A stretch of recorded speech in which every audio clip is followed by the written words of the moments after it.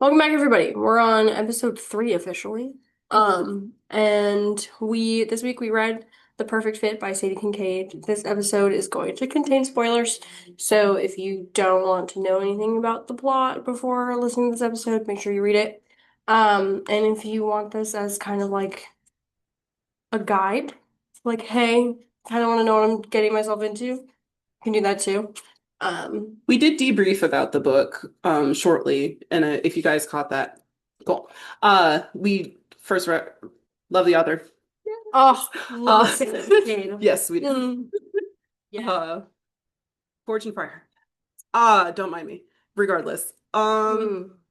brain, having that brain moment. The Perfect Fit book helped us kind of lead into a educational moment hmm and decided that we wanted to touch on BDSM bratting specifically hmm because we discovered while reading the book, it focused a lot on that So yeah, it was heavy and dynamic. that dynamic. Yeah. And it's fun Oh. because it makes great banter. hmm Don't like if any of you are reading anything like this, you guys understand exactly what we're talking about. It makes great banter. It's Absolutely. just one of those things that not everybody really understands how that goes, and there's fine lines between bratting for fun and bratting to be an ass. I apologize for my words, but we did make sure this was an 18 plus, so if you are not, please leave. So it's just there's a difference in it. It's a dynamic between the dom and the sub and having those lines already established. Not everybody prefers having a brat. Some doms prefer it differently. hmm It just depends on the dynamic of the couple that are doing what they're doing. In the book, you discover there's two very dominant males, and one of the males who's dominant to the female, but is very much a brat to the two males. Yeah. So okay. Um, You're a brat. Explain. outed already. You're welcome. You're welcome. So this is a reverse harem. So it's four. This book specifically is four. So it's one female and then three males, two of which are very dominant. The other one is, I would say, switch. Yeah, but his main personality is definitely a sub. Yes. He's definitely sub. Like he I will be think a he's dom to a I female. think he's also like when he's being dominant to her, it's bratty to the Yeah, you know that's what what I'm I saying. mean? Like he's definitely It's so Xander. Let's just say names here. Xander yes. is definitely a brat sub Yes. male, Yeah. and if you read, he totally enjoys punishment, which we're now calling punishment Yeah, because they're when you're a brat, punishments. that's what it They're is. punishments for Mm-hmm. sure. But there's also about so like there's a lot of things that can go on. So this we also gave it a 3.5 chili. It's heavy, but there's still enough plot that it's not like you're Yeah, just it's like definitely a nice up, mm-hmm. down of plot, sexy time, plot, sexy time. Yes. Which from what I've read, I haven't read an extensive amount of Sadie Kincaid, but she's pretty good Oh, I love it. at doing that balance. Yes, Which I appreciate because I do like agreed. a balance. Me too. Um, Getting some notes, don't mind me. so bratting, oh gosh, there's so many different, some people have it as like their entire lifestyle. So it goes into like, oh, Into their everyday. yes, routines of like, oh, I'm gonna do laundry and then like fold it in an inconvenient way, and then that is going to create the tension, to then spiral from there. And so some people do that in their day-to-day life kind of tension. I personally am more brat in scenes rather than my day-to-day lifestyle.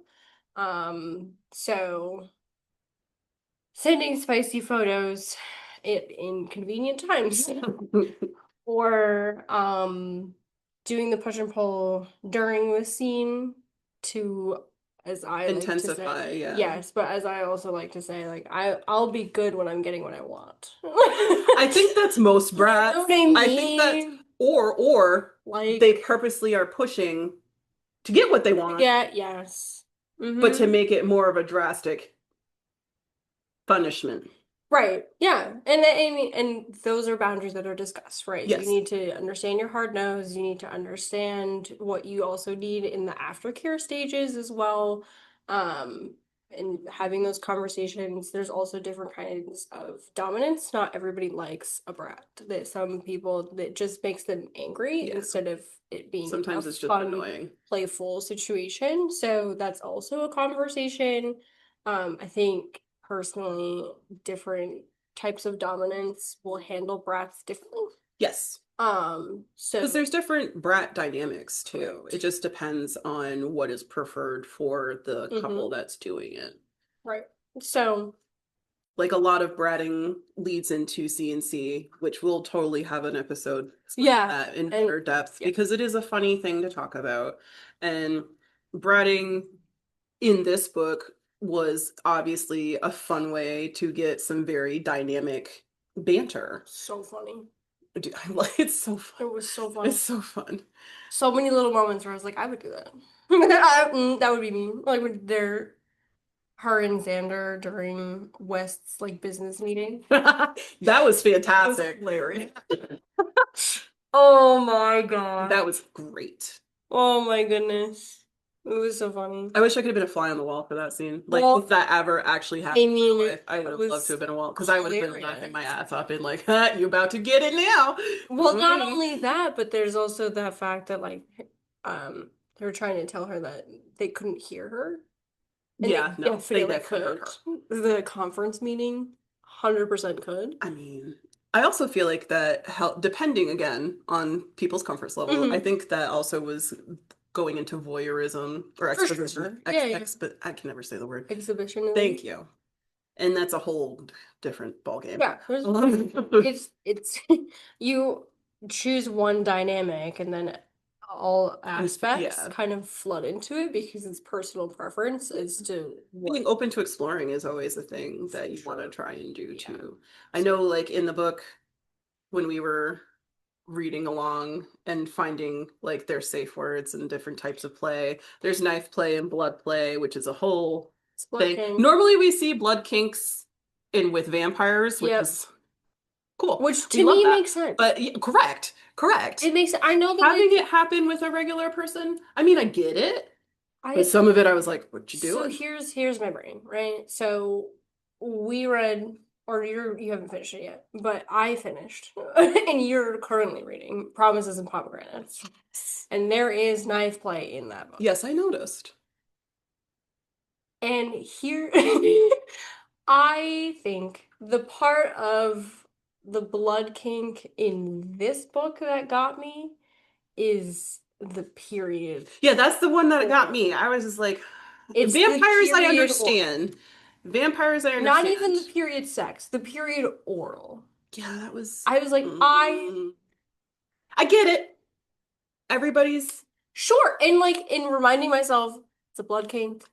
And period blood isn't gross, We you only know? we only ran into it the one time. Right, but I'm also trying to like remind Oh myself no, it's not it's gross. not a No, no. gross thing. It's not, right? Because I think there's this misconception too where That period women are, sex is gross. but also women are just conditioned to think that their menstrual blood is gross. True. And No, that's just not true. no. Like It's natural. It's normal. It it's fine. happens. I don't know why it's such a taboo. Like me personally, I grew up with a very open family and we were very open about these conversations. They made sure we were very educated and felt comfortable having these discussions so that we went into our future relationships and our relationships in general, knowing our boundaries, what we're comfortable with. I'm not saying we talked about like what we prefer sex wise, but Yeah, just safe sex practices and making sure you understand consent and things of these natures. Like, for it's sure. just so for me, period, like my period story for me, that one that always sticks with me is when my mom or my stepmother, my mom, regardless, came out, asked if we needed period supplies, and my dad had a meltdown for whatever reason. And I had to trap him and be like, we're having this discussion because even your son is like, Dad, what is the problem? Right. Because my parents made sure We that all we understood and knew and were okay with it yeah. because it's natural, it happens, it's not something you really avoid. It My favorite period story. Oh God. That's with the So my parents have been divorced my whole life. hmm And I got my period when I was 11. I got my first period at my dad's house, Oh no. and the sheer panic on his face was lovely. Um, because he didn't know that my mom had prepped me already. Oh. So I had all of everything that I needed. Like he didn't actually have to have the conversation. Like he would have, Oh Like yeah. he's educated, he's not. I don't know if my dad would have known what to But say. I he, mean, probably oh, if it came down to it, he just happenstance wise didn't have to be that person. the sheer panic, the panic, it was I wonderful. would do that would have been It so made me, funny. it made me, I laughed out loud because I knew exactly what I was doing. I was like, I'm going to tell him this. He's going to panic. And then I'm gonna laugh and then tell him that my mom has like, I know what I'm doing. I don't need Right. help. I had my period at 11 too. I remember that day. I think I remember my dad shaking his head and walking away and telling her to come and talk to me because I was like, what's going on? I was in gym class. Oh, new, Hmm. new. I happened to be home. Well, okay, so another fun fact. We're I spilling our stories Yeah, I today. went to Catholic school. So if there was a time for me to get my period, gym class was probably the best because that was all like our uniform for gym was navy. Oh, there you go. So it Yeah. wasn't like I was wearing my khakis. Yeah. So like it was fine. This is also why you will never catch me wearing khakis ever. Okay. Nope, will not happen. It's okay. Mm-mm. You're allowed. I did that for too long. And I that like was khakis. my whole closet for a long Oh. time. Yeah, Mm-mm. that's all we were allowed to wear anyway. Public school. Anyway, yeah. So Back many on topic. stories. Sorry, we So many delved down the rabbit stories. hole again. Yeah, we did. It's okay. But we were talking about, okay. So the purpose of, okay, there's nothing wrong with a blood king. No, There's nothing wrong with any kind of king. You are allowed to have within moral whatever it is. reason. Correct. I always want to say that just in Consenting case. adults, moral reason, consenting adults, boundaries have been set, all of the Correct. things. Um, I just think, me personally, I would be very uncomfortable with period oral. I think that would make me very uncomfortable. No, I would have questions. I would mm-mm. be like, are you sure? Like, That would make me uncomfortable, personally. There's no, nothing that's wrong with okay. it. I Maybe don't I'm mind period sex. Period sex correct. is nice. It can make it so that your period doesn't last as long. If you're anything like me, my period's horrible and it hates me and it tries to kill me every month. Fair. It does. Like, Valid. No, I believe you. it's just, dude, I can't wait for freaking menopause, man. Everybody's like, no, no, bring it to me, please. My I mom, want that. my I'm mom's done. in perimenopause right now, but she had a hysterectomy. Oh, yeah, do it. So, So let's go. Regardless, it's just one of those. Hey, if that's your thing, as long as you know everybody tested clean and there's no issues, more power to you. Not for me. yeah, Not and for I me. also, Mainly the oral part of that. correct. Not for That me. was really what it was Vampires, for me I understand wholeheartely. because that's, yeah, Regular person, well, okay, just odd. not for me. And then, I mean, to also talk about the going back, I know that we're not talking about promises and pomegranates, but it's in my brain. Um, there was a lot in that novel of me dissecting certain things of like, okay, I really enjoyed this scene, but why? Right? So that is kind of what I bring to every book, which is why in this book, in every reverse harem, every time I'm like, oh, multiple men wouldn't be that bad. And then you like stop reading it and have a full thought, and you're like, I would actually hate that so much. One is enough for me to manage. Polydynamics are a very interesting thing to tread. I'm not poly. I Mm-mm. do know some people who are. Mm-hmm. Um, so I don't know all of the rules of this. I just know when it comes to poly relationships, communication with every person involved, depending on how your dynamic is, because I know there's different ways it goes, Mm-hmm. is important.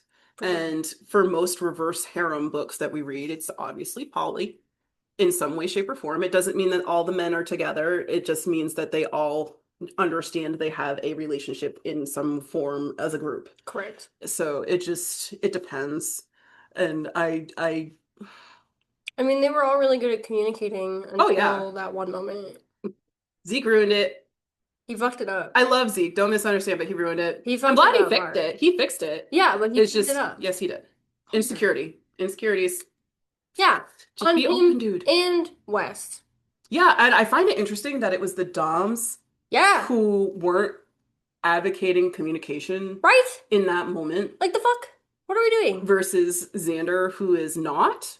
And he was like, no, we Why just don't we talk to have her. a Just ask. Yeah, conversation? just have a conversation. We just need to talk. Why are you trusting the crazy bitch? Crazy Really? dude. She was fucking I love her comeuppance. That was great. Dude, That made me so happy. That's That why made me so happy. those quotes are in my list. Yes, that made me so happy. I loved Oh, that so they're much. so. Mine were mainly Zeke quotes, and that's mainly because I liked that dynamic That's a okay. lot. That's really I don't know fun. how I would feel about the period part, as we already know. Yeah, But we I do. definitely like his But behavior the most. yeah, but I would like so reading Promises and Pomegranates. There's a lot of knife play, and there is again. This is a very minor spoiler to the Promises and Pomegranates story, but he ends up marking her Oh yeah, that's right. with He that does. knife, Yes, he does. and I read it and I was like, hmm, right? But I'm like, I don't want a knife anywhere near me. No. I personally would go immediately into fight or flight mode. Like that would not be a relaxing, sexy moment for me. Well, yeah, Um, that makes sense. personally. But I was like, okay, but I really am intrigued by this. And I took away from that, like, okay, no, I like the idea of marking. Yes. Having, for me personally, bite marks, tasteful hickeys. I don't want them where they can be seen because they look gross. Okay? No, thank you. But if there's one in my inner thigh, That's between you and who did it. exactly. So I was like, okay. But I think the reason I am telling the story is that I am trying to advocate and normalize using these books to explore Yeah, what you enjoy. And that doesn't need to be what's written on paper. You can walk away and be like, that was really cool. However, I think I would prefer it this way. correct. Kind of like when we had our first episode and we were talking about who really got us into smut books and things like that. When I had my sexual awakening in my teen years and things of that nature, the books I read had a lot of reverse harem, vampires, werewolves, whatever. I'm a romantasy girl. It's okay. But I've also read the slow burns, the regular, like Romeo Juliet type thing. And it just depends on what you prefer. And I don't mind the more rough aspect of intimate actions. I do know for me, one of my automatic fight triggers is having somebody put their hand on my throat. So for me, rough play, my biggest boundary is don't grab my throat. Right. I understand a lot of people like that. Not for me. That's a good way to make me fight you. It is no longer sexy time. It is Not for me. I will let you tie me up and do other things. Just don't grab my throat. Right. And that's right. Conversations. And if you want to be like, oh, I love you and da da da and gently, I will tolerate that. Otherwise, if you're doing that thing where you grab the girl by the throat, put them against the wall, guess what, dude? We be fighting. We're probably not having fun time. And then you have me where I was like, yay. And this shows the different dynamic of people. It's fine. There's nothing wrong with But it. I'm also more dominant of a person when it comes to that too. Yes. So it's just So that is another thing that I feel can be a misconception for both genders personally, is that women are supposed to be the submissive, which is bullshit. In and of itself. they should meet me. No. Same. So, in my day-to-day life, how I carry myself, social situations, work, etc. I'm a very dominant, direct human. Agreed. That is how I am. In my space with my partner, I want to not be in charge anymore because I want my brain to turn off. That is how I have the most fun. It is the greatest gift that he can give me.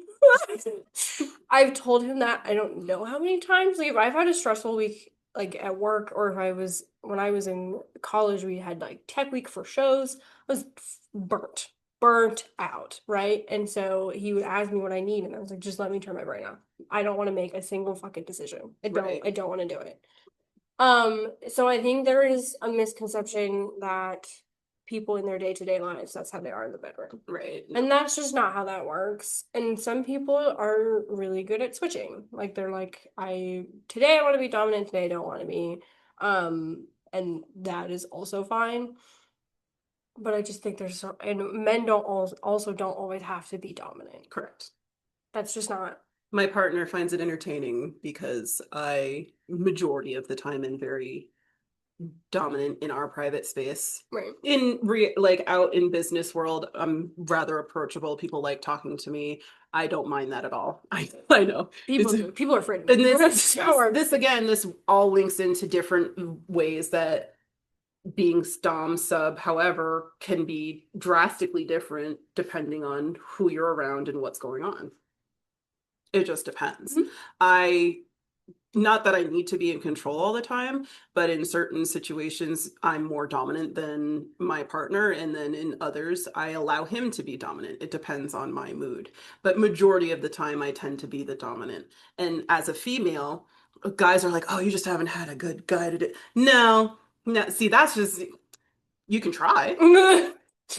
You're gonna lose. Probably. Yeah. You can try. It's also why I like Mendex in our how does it feel? Don't worry, Sadie, we still love you. It's just that he hit certain triggers for me character-wise that I was like, dude. Sadie has more books. We'll find them. Oh, I know. We'll figure it out. We have a long list of book boyfriends. Alexander's. I told you if you guys read it, you'll understand. Yeah, Forge and Blood. Fantastic. Do it. I haven't read the second and the third book. You've read the first two. I just so many books that I'm reading all at the same time. But okay, you'll get to my. I told you in the first one that Alexandra's was going to be my favorite, and it took you like the whole book into the second one to be like, no, you're right. And I was like, I needed more. I understand, but I knew he was going to get it. But that's kind of so. Just my brooding voice. To get back on topic, but that's kind of our takeaway from the book, that bratting one is a fun thing, especially when you make sure that you get that dynamic correct. And if you all have more questions and want us to delve deeper, I am no problem doing more homework. I just did the basics so that I at least made sure I was saying the correct things. And like we learned new spot words yesterday. Oh my god. Yeah, we'll have a day of that. Holy cow. There's some crazy stuff. I feel like I'm old when I learned that. But regardless, it's just learning what to experiment with if you're deciding to travel into the BDSM circles, because it is becoming more of a popular thing, which is fine. It's more of a popular thing that's being talked about. And I appreciate that. Misconception that it's really extreme. Yeah, there is. It's a trust game. And people have this weird misconception that it's all about pain. No, that's a subset. Correct. A singular subset of a very big world. Yes. Yes. And I want people to feel that it's safe to ask these questions. Absolutely. And be okay with the different dynamics that you find. And being like, oh, I do know what that is. Not for me. Or, oh, I like that. What's it called? And let's go down the rabbit hole. Right. And I also understand that bringing up these conversations can be hard, because I know that I personally have a hard time, that I'm unlearning it myself. So that's gonna I don't have a hard time. Please ask me. A journey. Well, I just mean like bringing it up I'm telling them in my relationship. Oh, fair. Right? You know what I mean? Like having that conversation of like, hey, this is, because I'm typically a very direct person. I've learned so much about myself on this journey of life. You're like I'm glad I could help you. I'm glad I could help you with that. Having that conversation can be hard. Agreed. Because you also don't want to. I internalize, and I'm working on it. Being like, oh, I want to do this, and then he's not gonna want to do it, and he's just gonna say no. Which my partner's not like that at all. Right. Like In no stretch of the imagination. My experience and so far conversation wise with most of my friends who have asked me these types of questions because they always tell me they feel comfortable, which is fine. I love that. Please. Yeah. I'd rather people be educated than not. Correct. Um, Even if that means I have to do more research. yeah, no, I don't mind that. Tell me, please. I will look. I will happily do the research because Correct. I'm gonna learn too. It's fine. Majority of people's partners, whether it's male, female, whatever your flavor is, most are willing to experiment just to see. Yeah. And if you don't like it, cool. Now you know. And if you decide that that's something of more interest, then you go that way. Nothing wrong with that. Again, it's just a matter of making sure communication, which we'll probably always say, please communicate with your people. Yeah, it's really important. It saves a lot of heartache. I mean, I'm one of those people where I'd rather you tell me the truth and be mad a little bit than me find out later and discover you lied and be really mad. Yeah. Like, that's how I grew up. That's so funny. Anyway, it's a whole little moment there. But I think, like, if you're not a direct person, I think there are ways find your to comfort. kind of be like, and if you're reading the book, maybe you go to your partner and you're like, hey, I read this scene. How do you feel about it? Yeah. And then you test the water. So that way you're not like, if you're not a direct, like, hey, I really want to try this because that makes you uncomfortable. If you're reading books and you're like, really? Wow. Anyway, cars loud. Just being like, this is the scene that I read. How do you feel about it? Yeah. And But bratting the is conversation. Fun. Yes. I know. I'm sorry, I wasn't trying to cut you off. No, you're good. Bratting the conversation. Yes, please. Don't worry, we will find another topic. Trust. Yeah. Well, okay. So I also learned that reverse harem is my palate cleanser because Kiss of the Basilisk was wonderful. Trust and believe I thoroughly enjoyed it. I'm so excited for the next one. I know you are. I thoroughly enjoyed it, but it also definitely put me in a coma. Like a reading coma. Well, now I just feel like a hoe. No, it's just it's me. It was so much that I was like, I need time to process. And then there's me, and I was like, next one. Yeah. Next one. Well, it's a duet, so this is. Oh no, I just mean in general. But again, I read a lot more than you, and more like I have more consecutive books than you do. Yeah. So that's where I'm just like, next one. But like reading this one, A, I finished it in like 12 hours, and B, you definitely like the Billionaire Mafia. Okay, look. It's okay. There's nothing wrong with it. There's nothing wrong. Listen, I was an anti-hero girly. That's okay. I was an anti-hero girly. Why so not? this is my time to let that be a thing. Because I don't want one in real life. Trust me. Oh no. Trust me, I don't want that. No. I want somebody who's willing to be that if need be. Yes. Within reason. But reverse harems, because I ate that up and then I finished Promises and Pomegranates and then I started Vipers and Virtuosos, like I've been like on it, right? So apparently this is my palate cleanser. Not a cutesy romance, this. Hardcore reverse harem.